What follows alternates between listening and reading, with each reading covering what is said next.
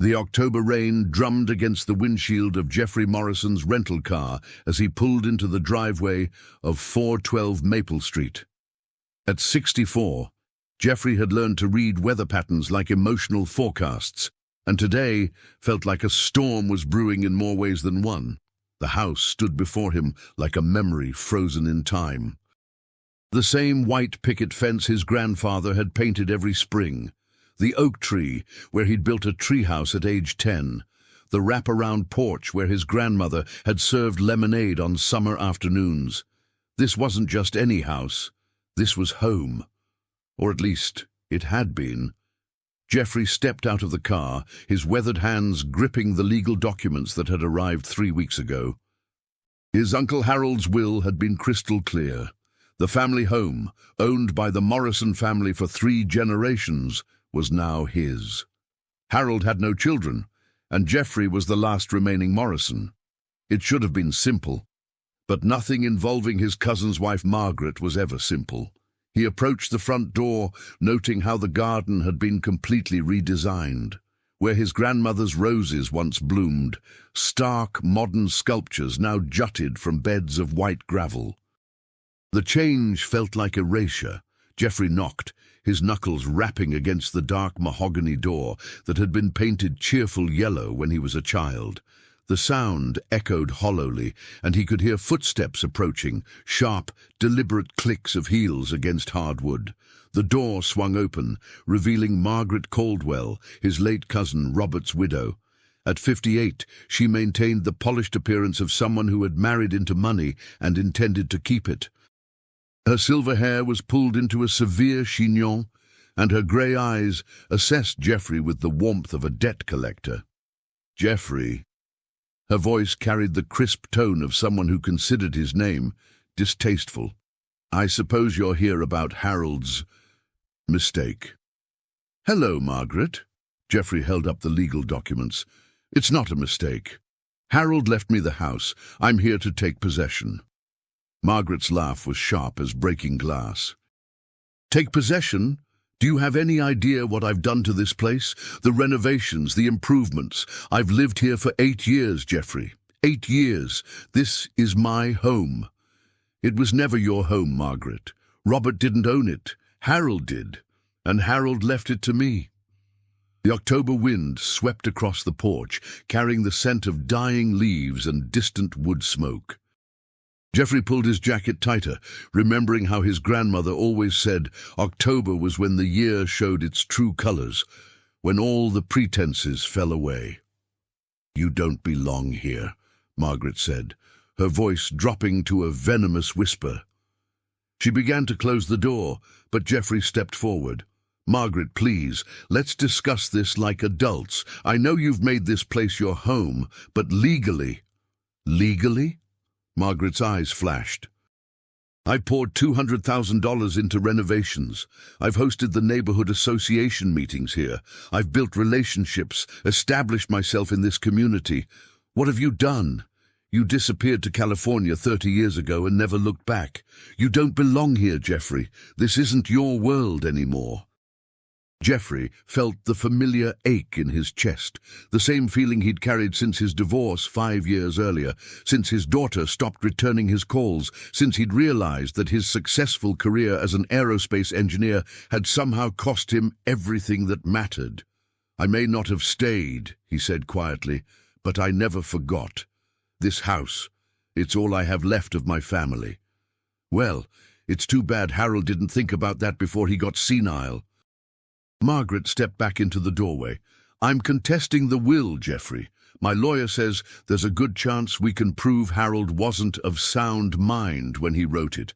Alzheimer's runs in your family, doesn't it? The accusation hit Jeffrey like a physical blow. Harold had been sharp until the day he died, still doing crossword puzzles and managing his finances. But Jeffrey knew that in legal battles, truth often mattered less than perception. Margaret, Harold was perfectly lucid. You know that. Do I? We'll let a judge decide. She smiled, and it reminded Jeffrey of a cat playing with a wounded bird. In the meantime, I'm not going anywhere. You want this house? You'll have to take it from me." She slammed the door with enough force to rattle the windows. Jeffrey stood on the porch for a long moment, listening to the deadbolt slide into place. The sound seemed to echo across the years, the sound of doors closing, of family connections severing, of belonging somewhere becoming just another childhood memory. He walked back to his rental car, his footsteps heavy on the wet pavement. As he reached for the door handle, he noticed an elderly man watching from the house next door. The man raised his hand in a tentative wave, and Jeffrey recognized him. Tom Henley, who had lived at 4 and 14 Maple Street since Jeffrey was in high school. Jeffrey walked over to the chain-link fence that separated the properties. Tom was raking leaves in his yard, moving with the careful deliberation of someone in his 70s. "Jeffrey Morrison," Tom said, leaning on his rake. "I'll be damned. Haven't seen you since. Must be 25 years. When you came back for your mother's funeral?" "Hello, Mr. Henley. Actually, it's been 30. I came back for Dad's funeral, but Mom died in California. I moved her out there to be closer to me." Jeffrey felt the old guilt resurface. "I should have visited more. Your grandmother used to worry about that, about you being so far away, but she understood, said you had to make your own life." Tom glanced toward 412 Maple Street. "I saw Margaret slam the door on you. Still playing Queen of the Castle, is she? You know about the inheritance." Tom snorted. "Whole neighborhood knows. Margaret made sure of that. She's been telling everyone who'll listen that she's going to fight it. Says Harold lost his marbles." He paused in his raking. "Between you and me, Harold was sharper than most people half his age. Used to come over here every Tuesday for chess. Never lost a game to me, and I played in college." Jeffrey felt a spark of hope. Would you be willing to testify to that, about Harold's mental state? In a heartbeat. "But Jeffrey," Tom leaned closer, lowering his voice, "Margaret's got connections in this town. Her book club includes the mayor's wife, the head of the Historical Society, and 2 members of the city council. She's been playing politics here for 8 years. You're going to be fighting an uphill battle." Jeffrey looked back at the house, his house, and saw Margaret watching from an upstairs window. When she noticed him looking, she disappeared behind the curtains. "Mr. Henley, can I ask you something? What was it like watching her take over the house?" Tom was quiet for a moment, his weathered hands gripping the rake handle. "Painful, if I'm being honest. First thing she did was tear out your grandmother's rose garden. Said it was dated. Then she had that beautiful old elm tree cut down, the one with your grandfather's initials carved in it. Said it was blocking her view. Each revelation felt like a small death. Jeffrey remembered carving his own initials next to his grandfather's when he was 12, creating a bridge across generations. Now it was gone, reduced to mulch and memory. "She's been trying to get the house declared a historical landmark," Tom continued. "Says it would increase property values for the whole neighborhood. Course, if it gets that designation while she's living there, it becomes a lot harder to remove her. Legal complications." Jeffrey's engineering mind began processing the problem. Margaret wasn't just fighting for the house. She was systematically building a fortress of legal and social connections to protect her position. She'd had 8 years to establish herself, to become indispensable to the community narrative. "I appreciate the warning, Mr. Henley." "Tom. Call me Tom. And Jeffrey, your grandmother always said you were the smartest one in the family. She'd be proud to see you fighting for what's yours." As Jeffrey drove away from Maple Street, the autumn landscape blurred past his windows. Connecticut in October was beautiful in a melancholy way, all golden leaves and grey skies, a season of transformation and loss. He'd forgotten how much he missed the changing seasons during his decades in Southern California. He checked into the Hampton Inn on Route 9, a generic but clean hotel that served as headquarters for business travelers and displaced persons alike. In his room, Geoffrey spread Harold's will and supporting documents across the small desk, studying them like engineering blueprints. The will was ironclad. Harold had used the same lawyer who'd handled the family's legal affairs for 40 years. There were no technical flaws, no ambiguities that Margaret could exploit. The problem wasn't legal, it was human. Margaret had built a life in that house, and she wasn't going to surrender it without a war. Geoffrey's phone rang, interrupting his thoughts. The caller ID showed his daughter Sarah's number, the first time she'd called him in 6 months. "Dad? I heard about Uncle Harold. I'm sorry for your loss." "Thank you, sweetheart. I know you and Harold weren't close, but he was a good man. Mom told me about the house." "Are you really going to move back to Connecticut?" Geoffrey could hear the concern in her voice, not concern for his happiness, but concern that he might be making another impulsive decision that would complicate their already strained relationship. "I don't know yet. There are some complications with the inheritance." "What kind of complications?" Geoffrey found himself telling Sarah about Margaret, about the closed door and the threats of legal action. As he spoke, he realized he was asking for something. Not advice exactly, but acknowledgement that he had a right to fight for what was his. "Dad," Sarah said when he finished, "maybe this is a sign. Maybe you should just let her have it. You have a good life in California. You have your consulting work, your apartment in San Diego. Why complicate things?" The question hung in the air like smoke.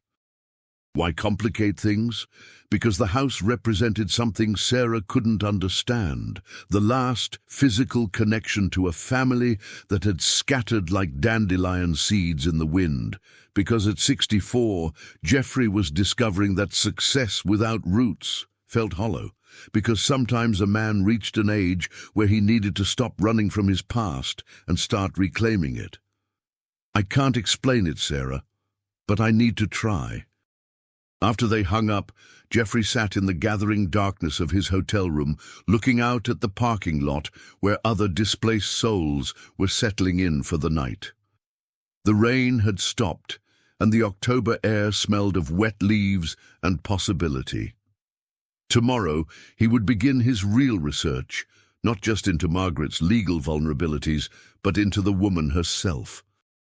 Every fortress had a weakness, and Geoffrey Morrison hadn't spent 40 years solving complex engineering problems without learning how to think systematically about seemingly impossible challenges. Margaret had declared war the moment she closed that door. She'd underestimated him, assuming that a 64-year-old retiree wouldn't have the resources or determination to fight back. She was about to learn otherwise. Geoffrey's second day in Connecticut began at 6 a.m. in the lobby of the Hampton Inn, where he sat with a cup of bitter coffee and his laptop, surrounded by the quiet bustle of business travelers checking out. He'd always been an early riser, a habit formed during his years at Lockheed Martin, where the best thinking happened before the office filled with meetings and interruptions. His first stop was the Fairfield County Courthouse, an imposing brick building that had dispensed justice for over a century. Geoffrey had called ahead and learned that property records, court filings, and tax assessments were all matters of public record. If Margaret had vulnerabilities, they would be hidden in the bureaucratic paper trail of her 8 years at 412 Maple Street. The clerk at the records office was a middle-aged woman named Patricia, who seemed genuinely pleased to help someone interested in historical property research. "Most people just want to argue about their tax assessments," she said, leading Geoffrey to a computer terminal. "It's nice when someone takes an interest in the actual records." Geoffrey learned to navigate the county's digital filing system, cross-referencing property records, building permits, and tax appeals. What he discovered painted a picture of Margaret's systematic transformation of his family home and her increasingly desperate financial situation. The building permits alone told a story. Over 8 years, Margaret had filed for bathroom renovations, kitchen remodeling, landscaping projects, and a home office addition. The total declared value of improvements was $287,000, nearly $40,000 more than she'd told Jeffrey yesterday. But more interesting were the financing records. Margaret had taken out a home equity loan against the property in 2019, borrowing $150,000. The loan documents listed her as having an ownership interest in the property, despite never being on the deed. She'd committed loan fraud, using forged documents that claimed Robert had inherited the house from Harold 3 years before Harold actually died. Jeffrey felt his pulse quicken. This wasn't just about emotional attachment to the house anymore. Margaret had used the property as collateral for a substantial loan, creating a legal nightmare that could invalidate her entire claim. He photographed the relevant documents with his phone, then drove to the town assessor's office for additional records. The assessor, a thin man named David Reeves, seemed nervous when Jeffrey mentioned 412 Maple Street. "Oh, the Morrison place. Yes, we've had some discussions about that property over the years." "What kind of discussions?" Reeves glanced around the office, then lowered his voice. "Well, Mrs. Caldwell has been very active in appealing her tax assessments. Claims the house is worth less than our evaluations suggest. But then she also applied for historical designation, which typically increases property values. It's been inconsistent." Jeffrey learned that Margaret had appealed her property taxes 3 times, each time arguing that the house needed extensive repairs that reduced its value. But her historical designation application described the same property as a lovingly restored Victorian treasure worth preserving for future generations. The contradictions were building into a pattern of deception. By noon, Jeffrey had filled a notebook with dates, figures, and irregularities. He drove to downtown Westport, where Margaret's lawyer, according to the legal filings, had his practice. The law office of Brennan, Walsh and Associates occupied the 2nd floor of a converted Victorian mansion, the kind of place that specialized in estate planning and genteel legal disputes. Jeffrey didn't make an appointment. Instead, he sat in his car across the street, watching the comings and goings of a successful small-town law practice. He wasn't sure what he was looking for, but 40 years of engineering had taught him that observation often revealed patterns that weren't visible from inside a problem.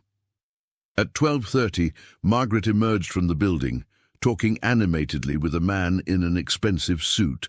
Jeffrey recognized the lawyer from the firm's website, Thomas Brennan, founding partner. Margaret's body language suggested frustration. She gestured sharply with her hands and shook her head repeatedly. Brennan looked calm, but concerned, the expression of a professional delivering unwelcome news. Jeffrey followed at a distance as Margaret drove to an upscale restaurant downtown. She met with another woman, blonde, well-dressed, carrying the kind of designer handbag that cost more than most people's monthly salary. They sat at a window table, and Jeffrey could see Margaret's increasing agitation as their conversation progressed. From his car, Jeffrey called Tom Henley. "Tom, it's Jeffrey Morrison. I have a question about Margaret's social circle. Do you know who her closest friends are?" "Well, there's Helen Cartwright. She's married to the bank president. They're thick as thieves. Margaret also spends a lot of time with Diane Walsh. Her husband's a lawyer, I think." Jeffrey felt pieces clicking into place. Would that be Diane Walsh, married to someone from Brennan, Walsh and Associates? "That's the one. How did you know?" "Lucky guess." "Tom, has Margaret seemed worried about anything lately? Financial troubles, maybe?" There was a pause. "Now that you mention it, she's been asking around about house-sitting opportunities. Said she wanted to experience different neighborhoods before deciding where to move next. Struck me as odd, since she's always claimed she'd never leave Maple Street." After hanging up, Jeffrey sat in his car, watching Margaret and Diane Walsh through the restaurant window. Margaret was showing Diane documents, legal papers from the look of them. Diane shook her head repeatedly, and Margaret's shoulders sagged in defeat. Geoffrey drove back to his hotel, his mind racing with possibilities. Margaret wasn't just fighting to keep the house out of emotional attachment. She was trapped by her own deceptions. The fraudulent loan documents, the contradictory tax appeals, the claims of ownership she couldn't legally substantiate. She needed the house because without it, her financial house of cards would collapse. That evening, Geoffrey called his old colleague Pete Nakamura, who had transitioned from aerospace engineering to forensic accounting after retirement. "Geoffrey, I haven't heard from you since the retirement party. How's the consulting business?" "It's fine, Pete. Listen, I need a favor. I'm dealing with a property dispute, and I've found some financial irregularities that might be relevant. Would you be willing to take a look at some documents? Of course, email me what you have." Geoffrey spent an hour scanning and organizing the documents he'd collected, then sent them to Pete with a detailed explanation of the situation. Pete called back within 2 hours. "Geoffrey, this is a mess. The woman has created multiple layers of potential fraud. Loan fraud, tax fraud, possibly insurance fraud if she's claimed damages for improvements that were actually cosmetic. She's either incredibly naive about financial law, or she's been banking on no one looking too closely at the details. What would you recommend? Document everything. Get copies of all related filings, bank records if you can access them, insurance claims. This isn't just about a property dispute anymore. This is about a pattern of financial deception that could involve federal charges." Geoffrey felt a mixture of excitement and unease. He'd wanted to find leverage against Margaret, but he hadn't expected to uncover what amounted to a financial crime spree. The next morning, Geoffrey drove to the offices of the Westport Chronicle, the town's weekly newspaper. The editor, a woman named Carol Stevens, looked like she'd stepped out of a 1940s newsroom, silver hair in a practical bob, reading glasses hanging from a chain, skeptical eyes that had seen too many people try to manipulate local coverage. "Mr. Morrison, what can I do for you? I'm researching the history of a property on Maple Street, 412 Maple Street. It's been in my family for 3 generations, and I'm working on a family history project. I was wondering if your archives might have any historical coverage of the house or the neighborhood." Carol's expression softened. "Oh, the Morrison place. Beautiful old house. Your grandmother was lovely. I interviewed her several times over the years for historical society pieces." Carol led Geoffrey to a back room, where bound volumes of the Chronicle stretched back to 1952. "What time period are you interested in?" "Actually, I'm more curious about recent coverage, the last 10 years or so." Geoffrey spent 2 hours going through back issues, looking for any mention of 412 Maple Street or Margaret Caldwell. What he found was illuminating. Margaret had courted media attention systematically, positioning herself as a preservation advocate and community leader. There were photos of her hosting garden parties for the Historical Society, quotes from her about the importance of maintaining Westport's architectural heritage, and a 2018 feature story about her rescue and restoration of a neglected Victorian treasure. The article made Geoffrey's blood boil. Margaret described finding the house in deplorable condition and investing her own money to save a piece of local history. She talked about her deep emotional connection to the property and her commitment to ensuring its preservation for future generations. The article included a photo of Margaret standing in front of the house, smiling proudly beside what the caption identified as the restored rose garden that showcases period-appropriate plantings. Geoffrey stared at the photo, recognizing the location where his grandmother's roses had once bloomed. Margaret had torn out the original garden and planted something entirely different. then claimed she was preserving historical authenticity. But the most revealing discovery came in a 2020 article about local property tax assessments.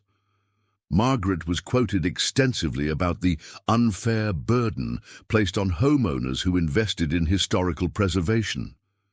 She argued that people who restored old homes should receive tax incentives, not higher assessments.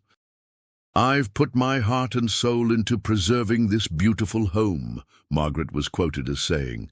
"It seems wrong that I should be penalized financially for protecting our community's heritage." Jeffrey photographed the relevant pages, then approached Carol with a carefully crafted question. "I notice Mrs. Caldwell has been very active in preservation advocacy. Has she mentioned any specific plans for the property's future?" Carol looked around the newsroom, then leaned closer. "Between you and me, I think she's been struggling financially. Last month she approached me about writing a feature story on accessible luxury home rentals in Westport, said she was thinking about offering part of her home as high-end guest accommodations." The picture was becoming clearer. Margaret wasn't just fighting to keep the house, she was trying to convert it into an income-generating property to address her financial problems. The home equity loan, the preservation advocacy, the media coverage, it was all part of a plan to transform Jeffrey's family home into a business venture. That evening, Jeffrey sat in his hotel room, organizing his research into a comprehensive timeline. Margaret had been planning this transformation for years, systematically building legal and social justifications for her continued occupation of the property. She'd used Harold's advanced age and relative isolation to her advantage, assuming no one would challenge her claims after his death. But she'd made mistakes. The fraudulent loan documents, the contradictory tax appeals, the media statements that could be used to establish her real motives. Jeffrey had enough evidence to destroy her legal position, but he knew that approaching this as a purely adversarial battle would be messy and expensive for everyone involved. He needed a strategy that would give Margaret a way to surrender gracefully while ensuring he reclaimed what was rightfully his. Tomorrow, he would begin implementing a plan that would force Margaret to choose between cutting her losses and facing potential criminal charges. Jeffrey opened his laptop and began drafting a letter to Thomas Brennan, attorney for Margaret Caldwell. It was time to shift from defense to offense. Jeffrey's letter to Thomas Brennan was a masterpiece of professional restraint. He outlined his discoveries without making accusations, presented evidence without issuing threats, and requested a meeting to discuss mutually beneficial solutions to resolve the property dispute regarding 412 Maple Street. The tone was cordial, but unmistakably serious, the voice of someone who understood exactly what he was dealing with. Brennan called within 6 hours. "Mr. Morrison, this is Tom Brennan. I received your letter, and I think we should meet as soon as possible. I agree. Would tomorrow morning work? How about this afternoon? I've had a chance to review some of the documents you referenced, and I think time may be of the essence here." Jeffrey smiled. Margaret's lawyer had done his own research overnight and realized his client was in serious legal jeopardy. They met at Brennan's office at 3 p.m. The lawyer was younger than Jeffrey had expected, maybe 50, with the kind of nervous energy that suggested he was regretting taking Margaret as a client. "Mr. Morrison, I'll be direct. Some of the financial arrangements surrounding the property are complex. My client may have been operating under certain misunderstandings about her legal status." "What kind of misunderstandings?" Brennan shifted uncomfortably. Mrs. Caldwell believed she had established common law ownership through her improvements and residency. She may not have fully understood the implications of some of the financing arrangements she entered into. Jeffrey recognized legal doublespeak when he heard it. Brennan was trying to suggest Margaret was naive rather than fraudulent, setting up a defense of ignorance rather than malicious intent. Mr. Brennan, I'm not interested in destroying Mrs. Caldwell's life, but I am interested in recovering my property. What would you suggest as a path forward? Well, there are several options. Mrs. Caldwell could potentially purchase the property from you at fair market value, or perhaps some kind of long-term lease arrangement could be negotiated. Jeffrey had been expecting this. What price range are we discussing? The property was assessed at $890,000 last year. Given Mrs. Caldwell's improvements, a fair purchase price might be in the $950,000 range. Jeffrey almost laughed. Margaret didn't have $950,000. If she did, she wouldn't have needed the fraudulent home equity loan. Brennan was fishing, hoping Jeffrey didn't understand Margaret's true financial position. Mr. Brennan, I've done some research into Mrs. Caldwell's financial situation. I don't believe she's in a position to purchase the property at any price. I also have concerns about the legitimacy of some of her claims regarding property improvements and financing. Brennan's professional composure cracked slightly. What kind of concerns? Jeffrey opened his folder and laid out photocopies of the loan documents, tax appeals, and media statements. These documents suggest a pattern of misrepresentation. The home equity loan was secured using false claims of ownership. The tax appeals contradict her public statements about the property's value. The timeline of improvements doesn't match her media claims about rescuing the property. Brennan studied the documents, his face growing pale. I'll need to discuss these findings with my client. Of course. But Mr. Brennan, I want to be clear about something. I'm not interested in seeing Mrs. Caldwell face criminal charges. I just want my property back if she's willing to vacate voluntarily and work with me to resolve the financial irregularities. I'm prepared to be reasonable about the timeline and any legitimate reimbursement for improvements. What kind of timeline are we talking about? 60 days to vacate. I'll cover reasonable moving expenses and provide documentation that could help her resolve the loan situation without criminal exposure. Brennan nodded slowly. I'll present your offer to Mrs. Caldwell. But Mr. Morrison, you should know that she's very emotionally attached to the property. She may not respond rationally to what is, objectively, a generous proposal. Jeffrey left the meeting feeling cautiously optimistic. He'd given Margaret and her lawyer a clear choice: negotiate a reasonable exit or face potential criminal prosecution for loan fraud. Most rational people would choose the former. Margaret Caldwell, however, was not most people. Brennan called the next morning. Mr. Morrison, I'm afraid Mrs. Caldwell has rejected your proposal. She maintains that her improvements to the property and her 8 years of residency establish a legitimate ownership claim. She's prepared to fight this in court. Jeffrey felt disappointment but not surprise. What exactly is she proposing? She wants you to buy her out, pay her for the improvements she's made, and allow her to remain in the property under a life estate arrangement. How much is she asking? $300,000, plus a guarantee that she can remain in the property until her death. Jeffrey almost laughed. Margaret was so deep in denial that she thought she could extort money from him for the privilege of reclaiming his own inheritance. Please tell Mrs. Caldwell that I decline her counteroffer. The property belongs to me, legally and unambiguously. I'm prepared to file for immediate possession and to report the loan fraud to the appropriate authorities. Mr. Morrison, let me be frank. Mrs. Caldwell has some influential friends in this community. A court battle could be expensive and time-consuming even if you ultimately prevail. Jeffrey heard the implied threat. Margaret was going to play every card she had: social connections, community sympathy, legal delays. She was betting that Jeffrey would eventually decide the fight wasn't worth the cost. She'd seriously underestimated him.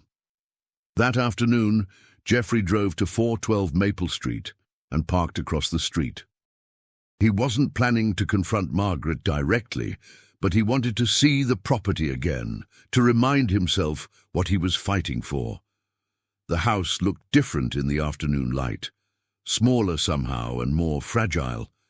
Geoffrey could see where Margaret had made changes, new shutters, different paint colors, landscaping that favored stark minimalism over the comfortable abundance his grandmother had cultivated.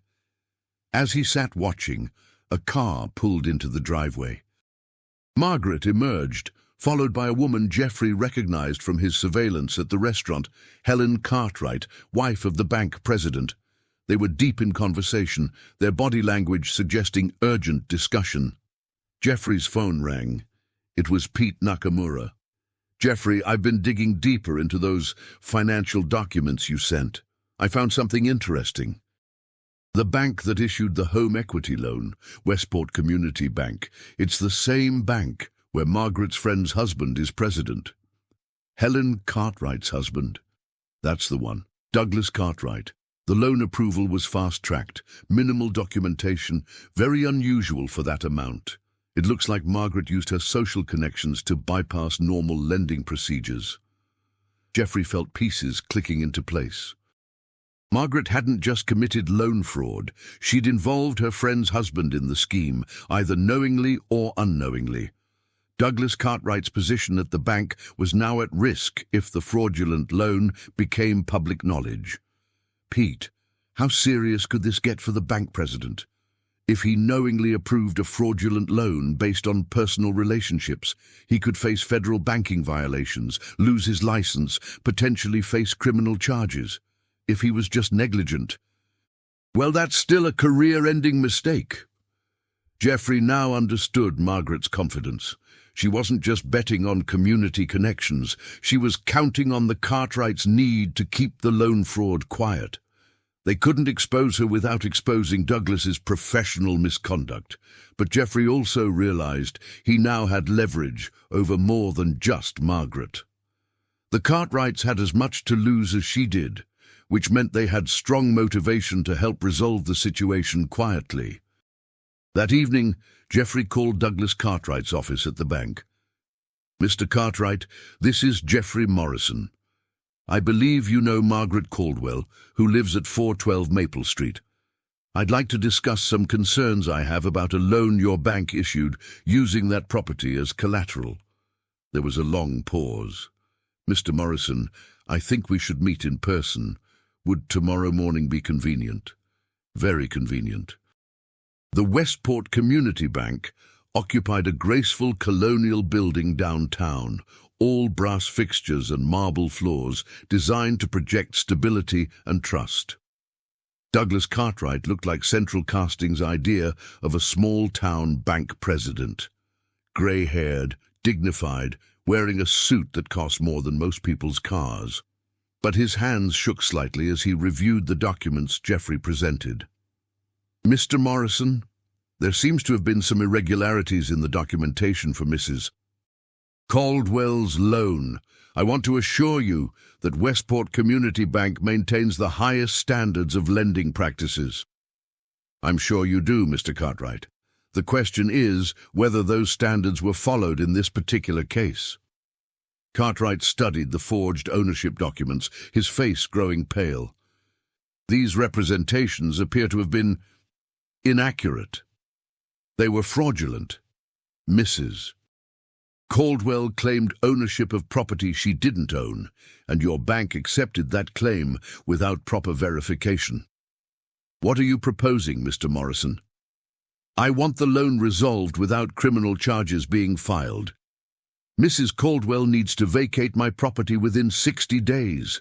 Your bank needs to write off the fraudulent loan and work with me to clear the title. And if we refuse..." Geoffrey leaned forward. "Then I file complaints with the State Banking Commission, the Federal Lending Oversight Board, and the District Attorney's Office. The story of how Westport Community Bank's president approved a fraudulent loan for his wife's friend makes interesting reading, don't you think?" Cartwright was quiet for a long moment, staring out his office window at the town his family had helped build over 3 generations. "Mr. Morrison, Margaret Caldwell has been a friend of our family for many years. We trusted her representations about the property. I understand, but trust doesn't override federal banking regulations. What timeline are we discussing for resolving this situation? Mrs. Caldwell vacates by January 1st. The loan gets restructured as an unsecured personal debt that she can pay off over time. The title gets cleared of all encumbrances. In exchange, I don't pursue criminal charges against anyone involved. Cartwright nodded slowly. I'll need to discuss this with Mrs. Caldwell and my board of directors. Of course, but Mr. Cartwright, understand that this offer has an expiration date. If Mrs. Caldwell continues to fight this publicly, the situation becomes much more difficult to resolve quietly. Jeffrey left the bank, feeling the momentum shift in his favor. Margaret had counted on her social connections protecting her, but those same connections were now working against her. The Cartwrights couldn't afford to let the loan fraud become public knowledge. That evening, as Jeffrey sat in his hotel room reviewing his strategy, his phone rang. It was Tom Henley. Jeffrey, I thought you should know there's been a lot of activity at Margaret's house today. Cars in the driveway, people coming and going. Looks like she's having some kind of emergency meeting. Thanks for the heads up, Tom. Also, I've been talking to some of the other neighbors. Word is getting around about your legal claim to the property. Most folks remember your family, remember Harold. They're not as supportive of Margaret as she thinks they are. Jeffrey smiled.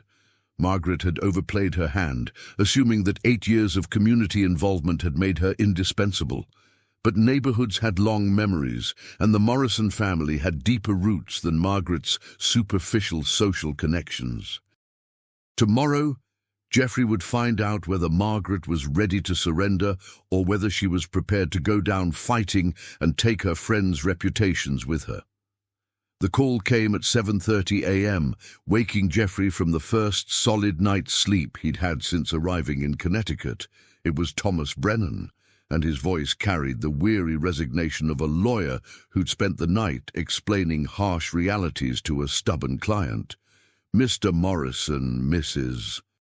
Caldwell would like to meet with you this morning. She's prepared to discuss terms for vacating the property. Jeffrey felt a surge of satisfaction, but kept his voice neutral. I'm available. What time and where? Would 10 a.m. at the house work? She'd like to meet on the property itself. Jeffrey understood the psychology. Margaret wanted to meet at 412 Maple Street because it was the last place where she still felt in control, where she could surround herself with the improvements she'd made and the life she'd built. It was a final attempt to make Jeffrey see the situation from her perspective. I'll be there. Jeffrey arrived at 412 Maple Street 10 minutes early, parking in the same spot where he'd been rejected just a week ago. The October morning was crisp and clear, the kind of New England autumn day that made postcards and tourist brochures. The maple trees that gave the street its name were reaching peak color, their leaves a brilliant tapestry of gold and scarlet. Margaret opened the door before he could knock. She looked older than she had a week ago, as if the stress of the past few days had carved new lines around her eyes. She was still impeccably dressed, but her composure seemed fragile, held together by sheer force of will. Jeffrey, thank you for coming. Margaret. She led him into the living room, and Jeffrey had to suppress a gasp. The space was beautiful. Margaret had indeed invested substantial money and effort into renovating the house. The hardwood floors gleamed, the period moldings had been expertly restored, and the furniture was a careful blend of antique and contemporary pieces that honored the house's Victorian heritage while making it livable for modern life. But beneath the surface beauty, Jeffrey could see the bones of his childhood home. The built-in bookcases where his grandfather had displayed his collection of National Geographic magazines. The bay window where his grandmother had kept her African violets. The corner where the old upright piano had stood, where Geoffrey had reluctantly practiced scales every afternoon after school. "It's beautiful," he said, and meant it. "You've done remarkable work." Margaret's careful composure cracked slightly. "Thank you. I've put everything I had into this place. Not just money, but 8 years of my life." They sat in chairs facing each other across a coffee table that looked like a genuine antique. Margaret poured coffee from a silver service that Geoffrey recognized. It had belonged to his grandmother. "Margaret, is that your grandmother's coffee service?" "Yes. Harold gave it to me after her funeral. He said she would have wanted it to stay in the house." Margaret's voice was steady, but Geoffrey could see the tremor in her hands as she poured. "There are other pieces too. Her china cabinet, some of the family photographs, her jewelry box. Harold was very generous." Geoffrey felt a complex mix of emotions. Part of him was angry that Margaret had Harold's gifts to support her claim to the house, but another part was grateful that his grandmother's treasures had been preserved and cherished. "I know this is difficult," Geoffrey said. "I want you to know that I don't take any pleasure in this situation." Margaret set down her coffee cup with exaggerated care. "Don't you? A week ago, you were nobody to this community. Now you're the man who exposed the scandalous widow and her financial improprieties. I imagine that feels quite satisfying." "It wasn't about satisfying, Margaret. It was about justice." "Justice?" Margaret laughed bitterly. "You disappeared for 30 years, Geoffrey, 30 years. You never visited Harold, never called, never showed any interest in this family or this house. I was here. I took care of Harold when he got sick. I drove him to doctor's appointments, brought him groceries, sat with him in the hospital. Where were you?" The accusation hit home because it contained truth. Geoffrey had been absent, not maliciously, but completely. He'd been so focused on building his career, on moving forward, that he'd let his connections to home atrophy through neglect. "You're right," he said quietly. "I should have been here. I should have been part of Harold's life, part of this community. I can't change that. But you can walk in here with your legal documents and your inheritance and erase everything I've built." Margaret's voice was rising, years of frustration finally finding expression. "You can destroy my life, my friendships, my future, and call it justice." Geoffrey studied Margaret's face, seeing past the anger to the fear underneath. She wasn't just fighting for the house. She was fighting for her identity, for the life she'd constructed after her husband's death. "What would you have done, Margaret, if the situation were reversed? If someone tried to take away everything you'd worked for?" "I would never have abandoned my family in the first place." The words hung in the air between them, sharp and final. Geoffrey felt the weight of 30 years of choices, of paths taken and not taken, of the slow erosion of family bonds through distance and time. "You're right," he said again. "I made mistakes. I chose my career over my family, and I lost something precious because of it. But Margaret, that doesn't give you the right to steal what's left." "Steal?" Margaret's voice was dangerous. "I didn't steal anything. I saved this house. When Harold died, it was falling apart. The roof leaked, the furnace was broken, the garden was overgrown. I put my own money into repairs before I even knew about the inheritance. I made this place beautiful again. With fraudulent loans secured against property you didn't own." Margaret flinched as if he'd slapped her. "I thought, Robert always said the house would come to me eventually. Harold had promised. When he died and the will said something different, I assumed it was a mistake, a clerical error. So you forged documents to correct the mistake. I protected my investment. I protected this house." Margaret stood abruptly, walking to the bay window where afternoon light streamed through vintage lace curtains. "Do you know what this neighborhood was like when I moved here, Geoffrey? Half the houses were rentals. College students, transients, people who didn't care about the community. I organized the neighborhood association. I fought the zoning changes that would have allowed commercial development. I made Maple Street a place families wanted to live again. Jeffrey could hear the genuine pride in her voice, and he realized that Margaret's attachment to the house was about more than real estate. She'd used it as a platform to build a life of purpose and meaning after her husband's death. "I understand what this place means to you," he said, "but understanding doesn't change the legal reality." Margaret turned from the window, and Jeffrey was surprised to see tears in her eyes. "The legal reality is that I'm 68 years old, and I'm about to lose everything. My home, my reputation, my financial security. Douglas Cartwright has already told me the bank is calling in my loan immediately. I have 60 days to pay back $150,000 I don't have. The bank is willing to restructure the debt. You won't face criminal charges if you cooperate with resolving this situation." "Cooperate?" Margaret's laugh was hollow. "You mean surrender. Admit that 8 years of my life were built on a foundation of lies." Jeffrey stood and walked to the mantelpiece, where photographs of the Morrison family were displayed alongside pictures of Margaret's own life. His grandparents' wedding photo sat next to a picture of Margaret and Robert on their honeymoon.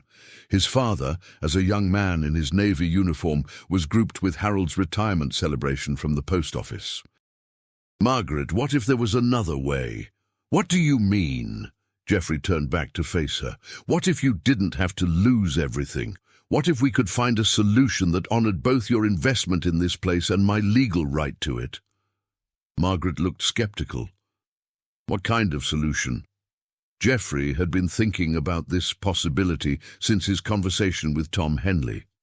Margaret had genuine skills as a property manager and community organizer.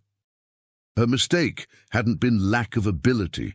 It had been overreach, trying to claim ownership of something that wasn't hers to claim. "You could stay," he said. "Not as an owner, but as a property manager. I'm 64 years old, Margaret. I may want to retire here eventually, but not immediately. I still have consulting contracts in California, responsibilities I can't just abandon." Margaret stared at him. "You're offering me a job?" "I'm offering you a partnership. You continue to live in the house and maintain it. You handle the day-to-day management, the community relationships, the preservation work you're passionate about. In exchange, you get housing, a salary, and time to get your financial situation sorted out. For how long? 5 years, initially, with the possibility of extension if it works out for both of us. The house gets the care it needs, you get stability, and I get time to figure out what I really want to do with this place." Margaret sat back down, her mind clearly racing through the implications. What about the loan, the legal complications? "The bank restructures your debt as a personal loan. You pay it back over time from your salary and by selling some of the furnishings that legitimately belong to you. The fraudulent documentation gets quietly corrected. Everyone moves forward." "And if I say no?" Jeffrey's voice hardened. "Then you're out in 60 days. The bank calls in the full loan immediately, and you face potential criminal charges for fraud. You lose everything, and Douglas Cartwright probably loses his job." Margaret was quiet for a long time, staring into her coffee cup as if it held answers. Finally, she looked up at Jeffrey. "Why? Why offer this when you could just destroy me?" Jeffrey considered the question. "Because destruction isn't justice, Margaret. Because this house deserves better than to become a casualty of our conflict. And because maybe I need to learn how to be part of a community again." "What would my role be exactly?" "Property manager, community liaison, historical preservation coordinator. You'd have a budget for maintenance and improvements. You'd coordinate with contractors, handle insurance and taxes, manage any rental income if we decide to offer part of the house for vacation rentals." Margaret's eyes sharpened. Vacation rentals? It's a big house. The third floor could easily be converted to a self-contained apartment. With your connections in the Historical Society and Tourism Board, we could market it as a heritage property experience. Geoffrey could see Margaret's mind working, visualizing possibilities. The woman who had spent 8 years building community connections and preserving historical character was exactly the kind of person who could make such a venture successful. "I'd want a written contract," she said finally. "Clear responsibilities, guaranteed housing, protection against arbitrary termination." "Of course, we'd work with lawyers to make sure everything is properly documented. And I could still participate in community organizations, the Historical Society, the Neighborhood Association." "I'd expect you to. That's part of what makes you valuable." Margaret stood and walked to the window again, looking out at the maple trees that were nearing their autumn peak. When she turned back, her expression had changed from desperate to calculating. "There's something else," she said. "Harold's personal effects. There are boxes in the attic, family documents, photographs, your grandmother's recipe collection, your grandfather's war medals. I've been preserving them, but they rightfully belong to you." Geoffrey felt a stirring of emotion. "I'd like to see them. And I have stories, 8 years of caring for Harold, listening to his memories of this family. He talked about you often, Geoffrey. He was proud of your success, but he was sad about the distance. I'd like to hear those stories." Margaret nodded slowly. "All right, I accept your proposal. But Geoffrey, I want you to understand something. This isn't charity. I'll earn my place here. I'll prove that this arrangement benefits both of us. I wouldn't expect anything less." They spent the next hour walking through the house, with Margaret explaining her renovations and improvements. Geoffrey began to see how she'd preserved the historical character while updating the infrastructure. Her work was impressive, professional quality that honored the past while embracing present needs. In the attic, they found Harold's boxes, dusty containers filled with family history. Geoffrey opened one and found himself looking at his grandfather's Purple Heart, earned at Normandy. Another box contained his grandmother's handwritten recipe cards, her careful script preserving family traditions across generations. "Harold wanted you to have these," Margaret said. "He talked about calling you, about arranging a visit, but he was afraid you were too busy, too successful to be interested in an old man's memories." Geoffrey felt the weight of missed opportunities, of conversations that would never happen. But he also felt something else, a sense of homecoming, of connections being restored rather than severed. That evening, Geoffrey called Tom Henley to share the news. Tom's reaction was immediate approval. "Smart solution," Tom said. "Margaret's good people just got in over her head. She knows this neighborhood better than anyone, and she's done beautiful work on the house. Plus, it'll be good to have a Morrison back on Maple Street, even part-time." Geoffrey also called his daughter Sarah, expecting skepticism about his decision to offer Margaret a partnership rather than simply evicting her. "Dad, I'm proud of you," Sarah said, surprising him. "You could have been vindictive, but you found a way to solve the problem without destroying someone's life. That takes character." "I'm not sure it's character. Maybe just practicality." "Don't sell yourself short. You saw past your anger to find a solution that works for everyone. That's growth." Over the following weeks, Geoffrey worked with lawyers to formalize the arrangement. Margaret would remain in the house as property manager, with a 5-year contract that included housing, salary, and performance bonuses tied to the success of any vacation rental ventures. The fraudulent loan was restructured as a personal debt, and Margaret began making monthly payments that would clear her obligation within 4 years. Geoffrey returned to California to wrap up his consulting contracts and arrange his own transition. He planned to spend several months each year in Connecticut, gradually shifting his base of operations as he eased into retirement. But before leaving, he spent one final evening at 412 Maple Street, sitting on the front porch where his grandmother had served lemonade decades earlier. Margaret joined him, bringing coffee in his grandmother's silver service. "I have a confession," Margaret said as they watched the sunset paint the maple trees gold. "When Harold first got sick, I used to imagine that you would come back, that you'd take over his care, be the family member he needed. When you didn't, I was angry. I thought you were selfish, ungrateful. Maybe I was." "No," Margaret said firmly. "You were living your life. Harold understood that even if I didn't. He used to say that the best thing about family wasn't that they stayed close, but that they could come back together when it mattered." Geoffrey thought about that as he watched the evening light fade from the sky, coming back, not to the past exactly, but to the connections that endured despite time and distance and mistakes. "Margaret, I want to ask you something. Do you think we can make this work?" "Really?" Margaret considered the question seriously.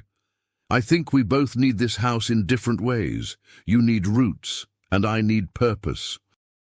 If we can respect what each of us brings to this place, yes, I think we can make it work." 3 months later, Geoffrey returned to Connecticut for an extended stay. He found that Margaret had already begun converting the 3rd floor into a guest apartment and had secured the house's designation as a historically significant property. She'd also started a blog about heritage property restoration that was attracting attention from preservation groups across New England. The vacation rental business proved successful from the start, with guests drawn by the combination of historical authenticity and modern comfort.